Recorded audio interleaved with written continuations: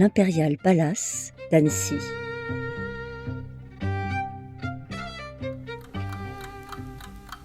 Un lieu chargé d'histoire.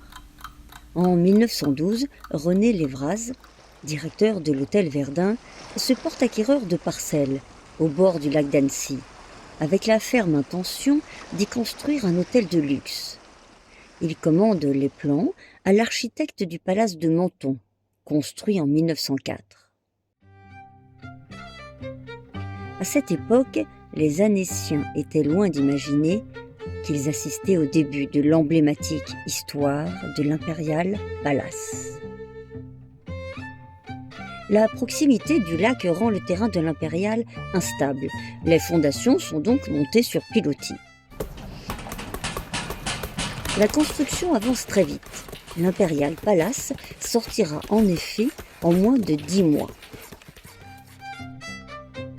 Réparti sur 7 niveaux, avec 8000 m² de plancher et 1500 m² de toiture, l'Imperial Palace compte 300 chambres, dont certaines font plus de 40 m², et 200 salles de bain.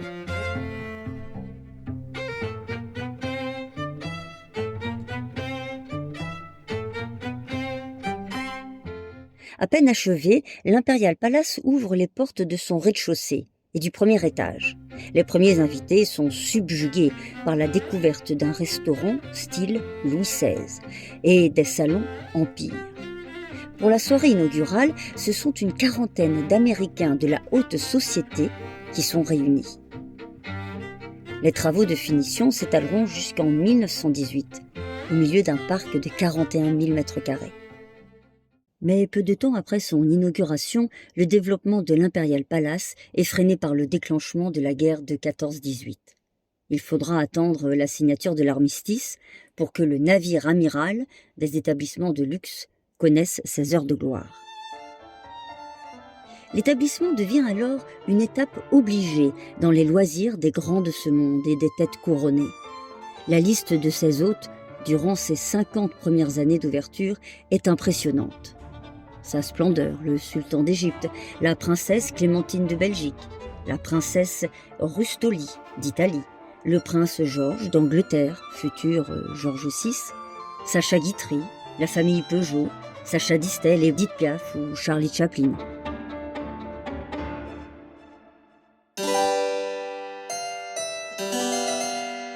La vie à l'Imperial Palace suit un rythme bien établi, comme le vante la plaquette publicitaire de l'hôtel. 3 fois par jour, un orchestre de virtuoses retient sur les grandes terrasses les épris de musique et de repos. Pour les sportsmen, la natation, le yachting, le tennis, la pêche, etc. offrent des distractions aussi agréables que fortifiantes.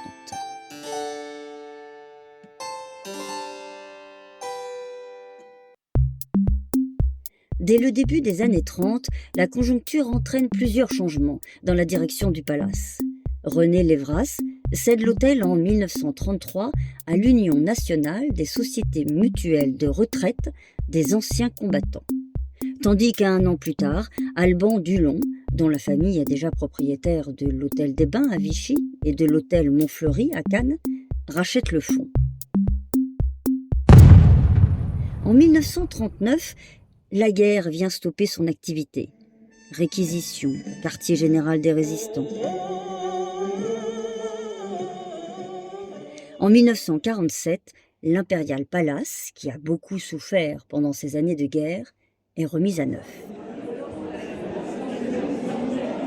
En 1949, il accueille pendant 6 mois la conférence tarifaire et commerciale de l'ONU. Mais le répit sera de courte durée. Dans les années 50, les premiers signes de déclin se manifestent. L'établissement ne fait plus recette et vit ses dernières saisons. En 1958, pour garder l'hôtel à flot, les propriétaires décident de le convertir en appartement et de les vendre. Mais la ville d'Annecy s'y oppose et frappe le terrain de servitude d'espace vert en 1953. Par peur de voir disparaître ce site d'exception, véritable emblème et vitrine de la ville.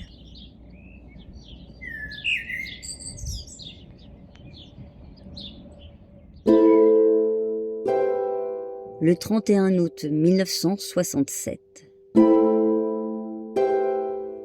L'Imperial Palace ferme définitivement ses portes et sombre avec ses souvenirs. En 1967, la ville fait l'acquisition de l'ensemble du site de l'Imperial Palace, soit le bâtiment et le terrain. Dès lors, tous les projets devront intégrer deux contraintes: la non-privatisation du parc et la conservation du bâtiment de l'Imperial. Aucune des propositions des potentiels acquéreurs ne respecte ces critères. Elles se voient donc toutes refusées. Devant l'entêtement des promoteurs à considérer le parc comme un simple terrain à bâtir, la ville prend les devants et ouvre officiellement au public le parc de l'Imperial le 20 janvier 1975. La ville rédige ensuite un cahier des charges extrêmement précis pour lancer la rénovation de l'hôtel. Il prévoit la restauration du bâtiment en respectant totalement son architecture, sa transformation en hôtel, la création d'un centre de congrès et d'un casino. Durant toutes ces années, le bâtiment est à l'abandon. Ses ouvertures sont condamnées afin d'éviter les visiteurs indésirables. Action! En mars 1981, le lieu est utilisé pour le tournage du film Tout feu, tout flamme, qui réunit Isabelle Adjani, Yves Montand, Alain Souchon et Laurent Hutton. Coupé! Une salle de casino a été reconstituée comme décor dans les décombres de la rotonde du bâtiment, où, 10 ans plus tard, le casino impérial prendra place. Qui aurait pu penser que ce titre, Tout feu, tout flamme, allait être prémonitoire, puisque le 26 octobre 1981, un incendie ravage la toiture et tout l'intérieur de l'établissement. Ouvert à tous les vents, infiltré d'eau de pluie, l'Imperial Palace attend sa rénovation durant de longues années. Au cours de l'année 1984, les recherches menées par Bernard Bosson, maire d'Annecy de l'époque, s'avèrent fructueuses, puisque le groupe allemand Jung semble être l'acquéreur tant attendu. Le contrat est définitivement signé entre Annecy et les principaux actionnaires du groupe en 1987.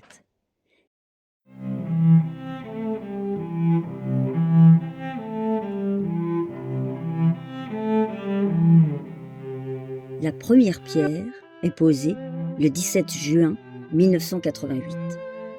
Pendant les années de réhabilitation, le groupe Jung se retirera au profit du groupe allemand Hopf. Les travaux de réhabilitation sont impressionnants. La première étape du chantier consiste à vider l'intérieur de l'Impérial, ne laissant en place que les grands murs extérieurs, comme un décor de théâtre.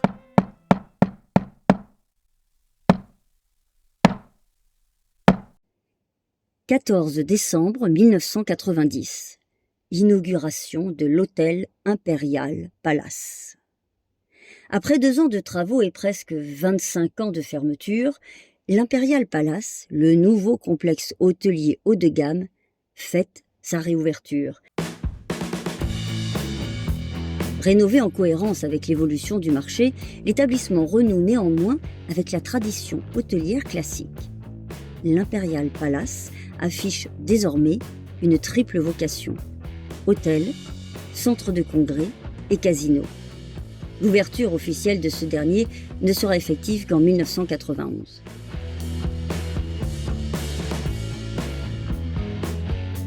À l'ouverture, l'hôtel compte 99 chambres simples ou doubles, de 24 à 45 mètres carrés, 6 junior suites d'environ 60 mètres carrés et 2 grandes suites de 76 mètres carrés et 162 mètres carrés.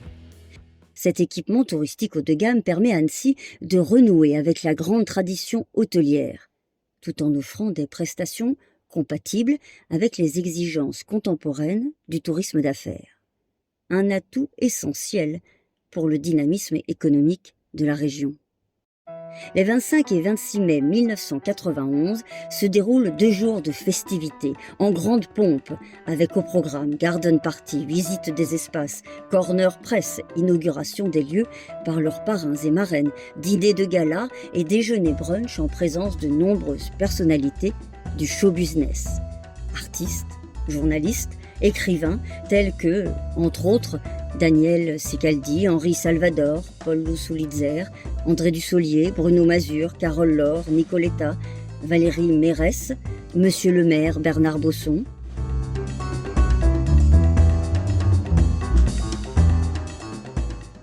« 1er août 2013. Le groupe PVG, implanté à la Clusaz, devient propriétaire. Mai 2014. Réouverture du restaurant La Brasserie. 18 mars 2016. Création d'un spa de 600 mètres carrés avec piscine de détente, sauna, hammam, douche à expérience et cabine de soins.